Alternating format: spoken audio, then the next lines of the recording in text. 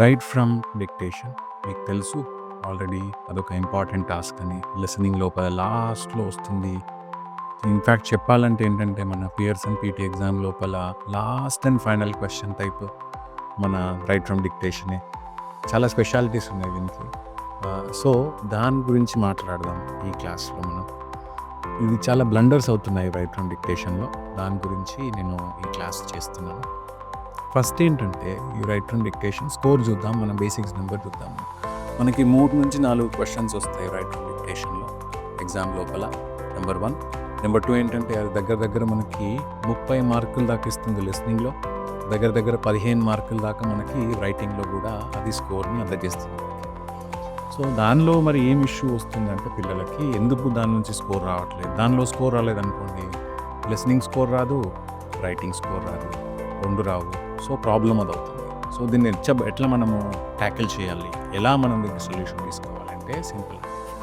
First problem ఏమవుతుంది dictation అంటే, students ఎవరైతే ఉన్నారో ఎగ్జామ్కి వెళ్ళే ముందు సఫిషియెంట్గా ప్రాక్టీస్ చేయట్లేదు. మీరు నా క్లాసులు విన్నట్టయితే నేను క్లియర్గా చెప్పాను, 21 రోజులు ప్రతిరోజు ఒక 10 క్వశ్చన్స్ చొప్పున ప్రాక్టీస్ చేస్తే చాలా బెటర్ అవుతుంది మనకి డిక్టేషన్ అని చెప్పేసి. చాలా తక్కువ మంది ఫాలో అవుతారు. అంత టైం లేకుండా కనీసం 10 రోజులు morning 10, evening 10, morning 10, evening 10 questions practice చేసినా కూడా మనం కంఫర్టబుల్ అవుతాం.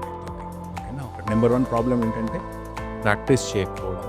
ప్రాక్టీస్ ప్రతి ఒక్కరు చేయండి. మీరు ఎగ్జామ్ని సీరియస్గా తీసుకున్నట్టయితే ఖచ్చితంగా ప్రాక్టీస్ చేయాలి. 200 క్వశ్చన్స్, 210 క్వశ్చన్స్ ప్రాక్టీస్ చేయకుండా మీరు ఎగ్జామ్లో అడుగుపెట్టడం అనేది కొద్దిగా రిస్క్ అనమాట. ఓకే. సెకండ్ ఏంటంటే కొంతమంది ప్రాక్టీస్ చేస్తారు పాపం, ఎగ్జామ్లో స్పెల్లింగ్స్ ఆన్సర్ రాసినాక స్పెల్లింగ్స్ చెక్ చేసుకోవడం బద్ధకం అనిపిస్తుంది. అలాగే ఫస్ట్ క్వశ్చన్ డిక్టేషన్ విన్నాము, రాసాము, ఆన్సర్ రాసిన తర్వాత నెక్స్ట్ క్లిక్ చేసే ముందు letter by letter word check చేసుకోవాలి. మనం ప్రతి వర్డ్ స్పెల్లింగ్ కరెక్టా తప్ప, మనకి ఎక్కడైనా డౌట్ ఉంటే ఎక్స్ట్రా వర్డ్స్ యాడ్ చేసుకోవడం అనేది ఇంపార్టెంట్. రైట్, స్పెల్లింగ్ చెక్ చేసుకోవడం చాలా చాలా ఇంపార్టెంట్.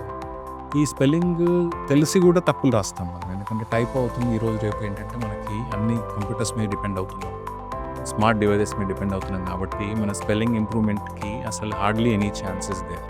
సో అందుకే ఏంటంటే స్పెల్లింగ్ కూడా ఖచ్చితంగా మీరు చెక్ చేసుకొని నెక్స్ట్ క్వశ్చన్స్కి వెళ్ళాల్సి ఉంటుంది. ఫస్ట్ది ఏంటంటే ప్రాక్టీస్ చేయకపోవడం, రెండోది ఏంటంటే ప్రాక్టీస్ చేసి ఎగ్జామ్లో స్పెల్లింగ్స్ చెక్ చేసుకోవడం వేరే క్వశ్చన్స్కి వెళ్ళే ముందు, నెక్స్ట్ క్వశ్చన్స్కి వెళ్ళే ముందు. తర్వాత ఏంటంటే మూడోది మనకేంటంటే not saving time for dictation. తెలుస్తుంది ఇప్పుడు డిక్టేషన్లో మనకి డిక్టేషన్ ఇక్కడ లిస్నింగ్లో డిక్టేషన్ సెక్షన్ 2లో ఉంటుంది. సెక్షన్ 2లో అన్ని 7 టైప్స్ ఆఫ్ టాస్క్స్ కలిపి 20 నుంచి 23 నిమిషాల టైం వస్తుంది మనకు రమారా మీ దగ్గర. ఓకే. సో బట్ మీరు మీ ఎగ్జామ్లో పొరపాటున multiple choice multiple answer, multiple choice single answer, select missing word, highlight correct summary, ఈ 4 టాస్క్లను ఎంత త్వరగా అయితే అంత త్వరగా మీరు ఫినిష్ చేసుకొని ఫాస్ట్గా దాని నుంచి బయటపడాలి. లేదనుకోండి, ఇప్పుడు మీరు మల్టిపుల్ చాయిస్ మల్టిపుల్ ఆన్సర్లో ఆడియో అయిపోయాక చాలా టైం తీసుకుంటున్నారు, ఆలోచిస్తున్నారు కరెక్ట్ ఆన్సర్ ఏది, ఏ 2 కరెక్ట్ ఆన్సర్స్, ఏ 3 కరెక్ట్ ఆన్సర్స్ అని అక్కడ టైం పోతుంది.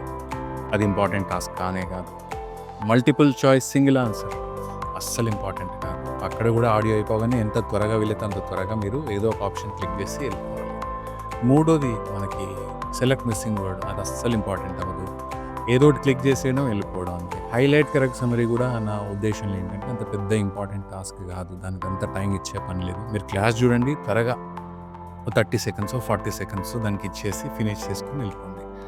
సో మీరు ఎప్పుడైతే డిక్టేషన్కి సఫిషియంట్ టైం అంటే సరిపోయేంత టైం సేవ్ చేయరు, అప్పుడే మనకు ప్రాబ్లం అవుతుంది. మనం టెన్షన్లో స్టార్ట్ చేస్తాం డిక్టేషన్. టెన్షన్లో స్టార్ట్ చేసినప్పుడు మనం పర్ఫెక్ట్గా ఆన్సర్ చేయలేకపోవచ్చు, వెరిఫై చేయలేకపోవచ్చు ఆన్సర్ని, ఇవన్నీ ప్రాబ్లమ్స్ వస్తున్నాయి. డిక్టేషన్ ఏంటంటే ప్రతి ఒక్కరు సాలిడ్ ఫౌండేషన్ తోటి వెళ్ళాలి ఎగ్జామ్కి డిక్టేషన్లో. మీకు ఏమైనా క్వశ్చన్స్ ఉంటే ఈ కోర్స్ చూస్తున్నప్పుడు క్వశ్చన్ సెక్షన్స్లో అడగండి. నేను చూస్తున్నాను, ఏమైనా క్వశ్చన్స్ అడిగితే ఇమీడియట్గా వాటిని ఎంత త్వరగా ఆన్సర్ చేయడానికి. Wish you good luck with your exam అండి.